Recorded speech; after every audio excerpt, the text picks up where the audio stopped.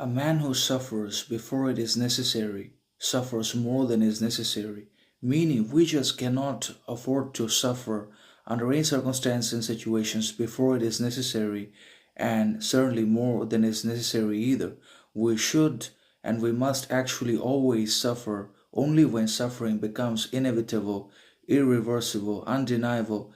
and unavoidable, not just because of our ignorance, arrogance, conformity, incapacities, inabilities, shortcomings, and unresolved chaos, but also because of the decision and willingness of the universe and the cosmos, and on the basis of external circumstances and situations also. If we suffer for these external arbitrary causes, then we can improve. But if we suffer in our imagination and not in our reality, then we worsen, deteriorate, degrade ourselves in quality, talent, confidence, courage, character, agency, value, worth, etc. If we suffer because of ourselves only, because of our insecurities, inabilities, incapacities, shortcomings, deficiencies, disadvantages, and also because of our shadow projection, because of our unresolved chaos, then obviously it's unnecessary, unavoidable suffering, and it does not make sense because it stems from our refusal and unwillingness to move forward, to learn, to make mistakes, and also to remove, repair, recognize, and improve or reform our deficiencies, disadvantages, shortcomings, problems, conflicts, etc., and not because of the others. Not that the others have already imposed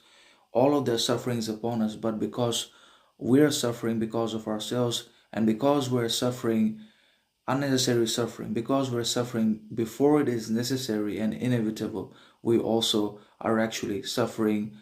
that we should not, and that is unnecessary, and that is more than is required, such as anxiety, obsession, etc. And we also cannot afford to suffer because of the others' unconscious shadow projections. The others' problems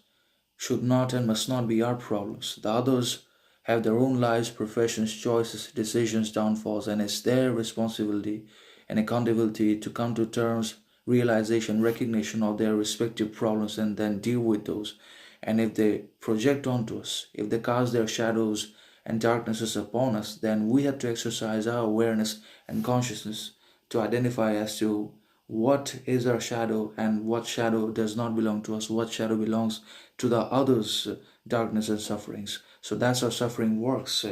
And a man who suffers when he should not, because of himself or either because of the others, then he obviously also